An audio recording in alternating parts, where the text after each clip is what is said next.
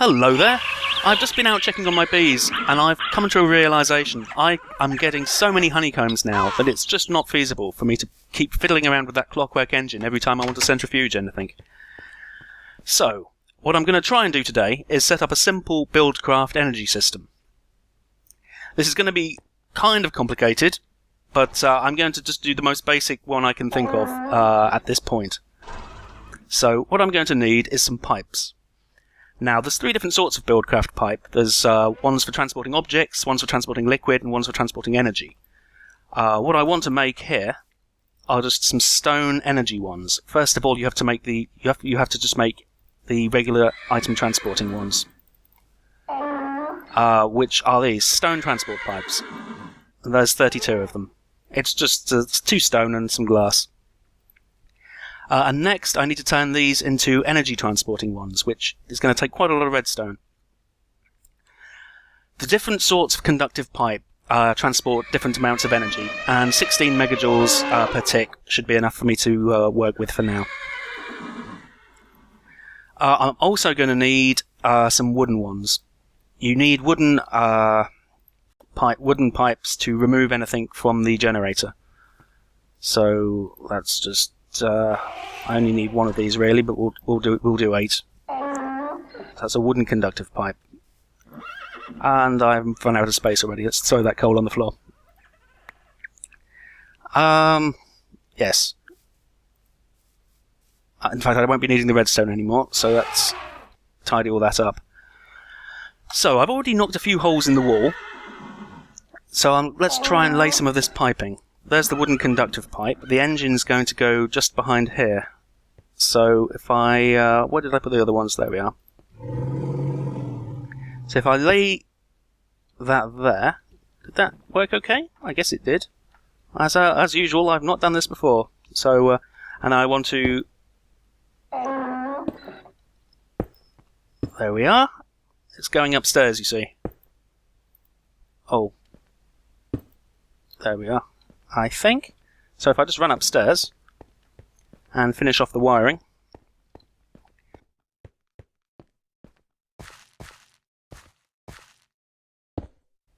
There we are.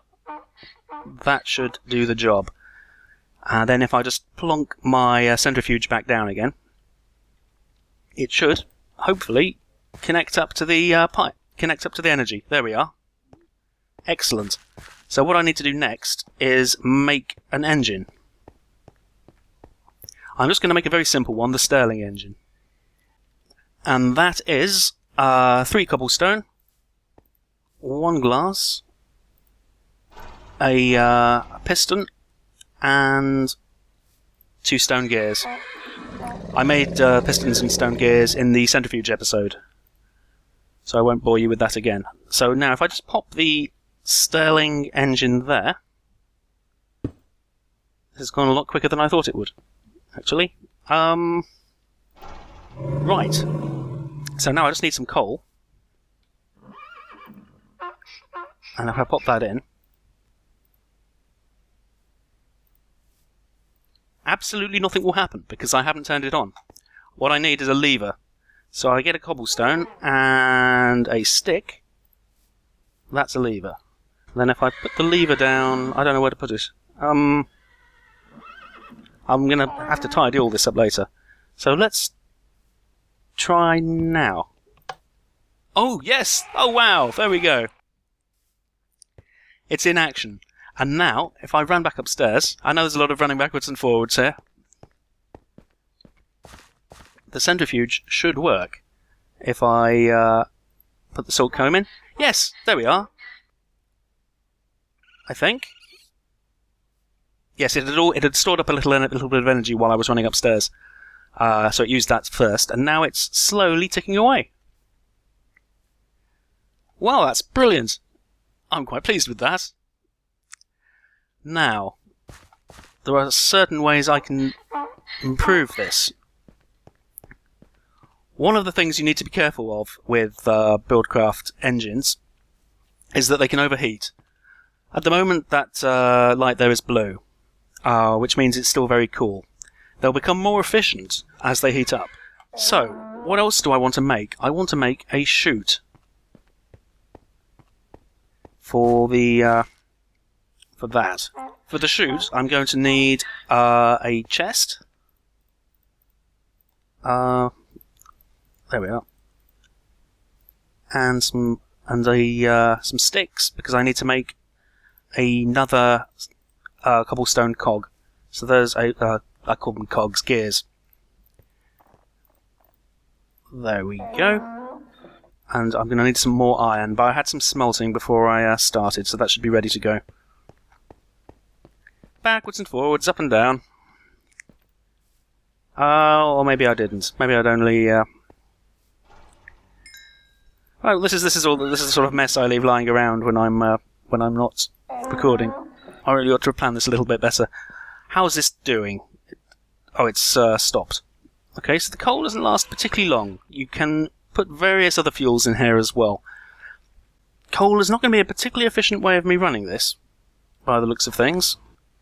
Right, now I've got the pieces for the chute. It's a chest, 5 iron ingots, like so, and a stone gear. And there's the chute. Now, if I put this on top, I hope this works with centrifuges. Well, it looks like it did. So now if I get some more honeycombs, I've got some regular ones there,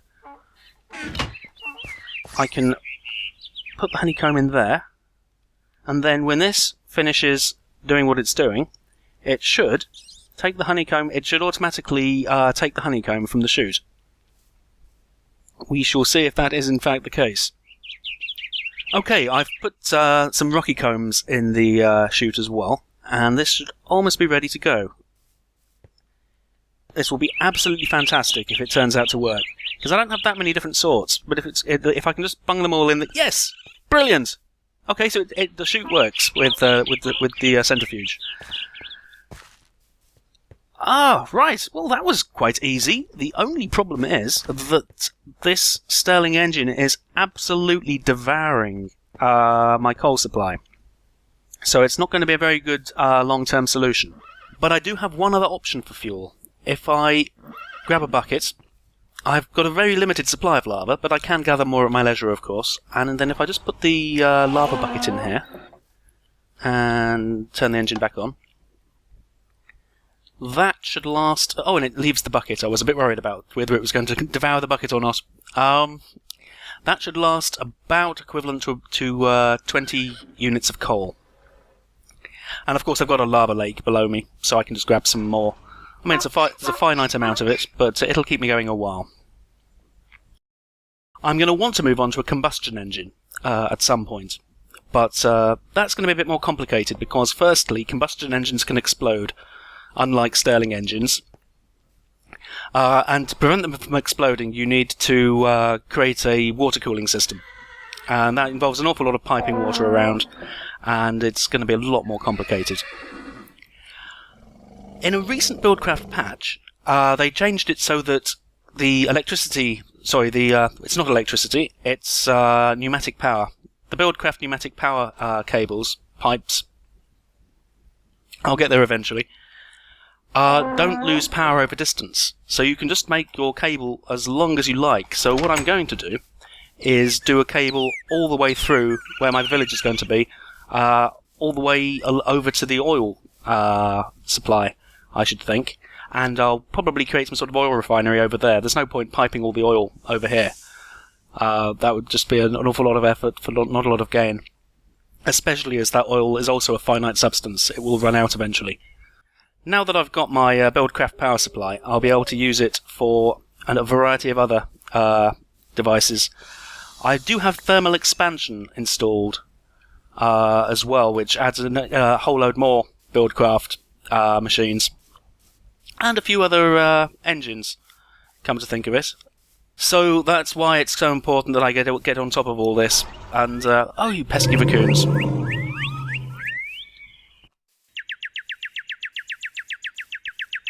There we are.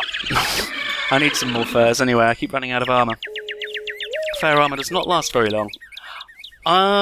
Regarding bees, I now have a very nice, stable, common bee. per. So that's just chucking out drones for me now that I'll be able to use.